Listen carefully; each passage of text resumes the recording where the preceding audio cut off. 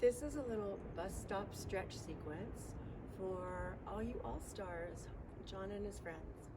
So while you're standing and waiting, toe lifts, toe lifts, toe lifts. You're working your shins and starting to stretch your calves. It warms them up. Each repetition, you're bringing in more fresh blood and oxygen, and really go up as high as you can. You can give it a 1, 2, 1, 2, 1, 2. The emphasis is up. If you hold your hips still, you'll be more specific with your shins and your lower calves, but it's kind of fun to wiggle your hips sometimes too. So here's a part 2. Now, I don't normally recommend weighted stretches, but given the circumstances, if you are like this, hips even and squared, spine neutral. If you're unsure, do a little bit of a pelvic tilt. And so you lean a little bit forward, not enough to feel much of a stretch, just a little bit. Now when you bend your knee and you sit back, it's gonna switch to the inner calf. And then you switch again to the outer calf. Notice that my knee is in alignment with my toe. It's not off to the side, okay? You wanna keep your knee good. So it's a little forward, bend the back knee, little forward, bend the back knee, little forward, bend the back knee, up, and there's the bus. So then you're sitting on the bus, and you can do toe lifts while you're sitting, and that is going to warm and stretch your soleus. Okay, I can tell a real difference in the calf that got a little bit of a stretch and the one that got nothing yet so far. So the inner calf is what will make it so that you can get down squatting and protect your back.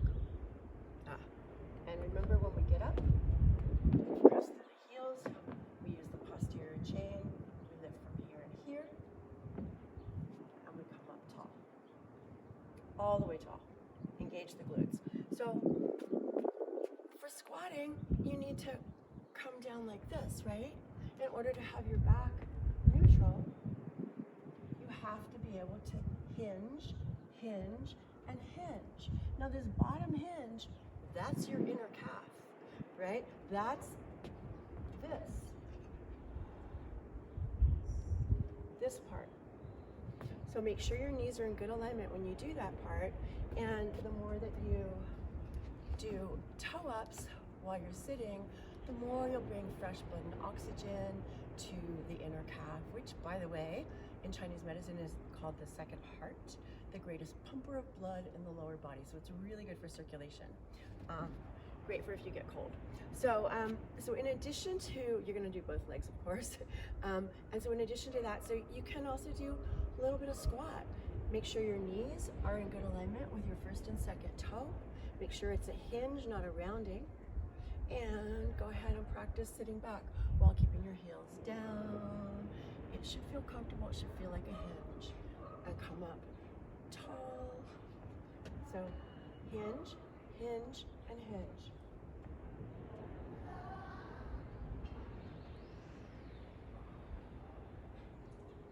Use it or lose it, right? So being able to get down and up is a very functional, very important move to be able to do.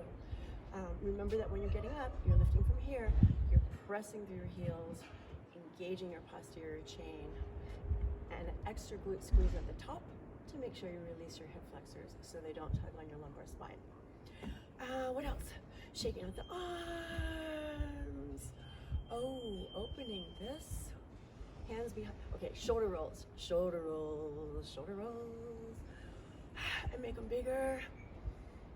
And as you reach your elbows up and back, you're going to be opening your pec minor. Very important. Helps to prevent this. Also, when you're checking your phone, it's like this, it's not like this, right? You want to have good posture as often as possible. Footprints nice and even, bones stacked like the building blocks up, lengthened out the crown of your head. Okay, so the first bus stop stretch that you have been doing, not from me, but it's just the knee ups, right? Okay, sure, that's a great start, but you're just overusing your hip flexors again. It gets a little bit of warmth back here. After you do a couple of those, why not go crisscross? So when I go crisscross, it's right left hemispheres of the brain, but it's also starting to get a little bit of more glute action here. Okay, you can also go ba, ba. When you do that, make sure you're not doing this. Make sure you've got neutral or pelvic tilt and reach your heel back.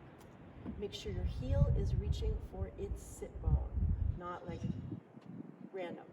So sit bones are here. Boom, boom, boom. You don't have to touch, but it has to be that trajectory. And shake out the arms. I just keep thinking of you're talking about the little kid with the face. Anyhow, shake out the arms, the horse lips, and humming. And simple reaches. Simple reaches. Helps to stretch this area.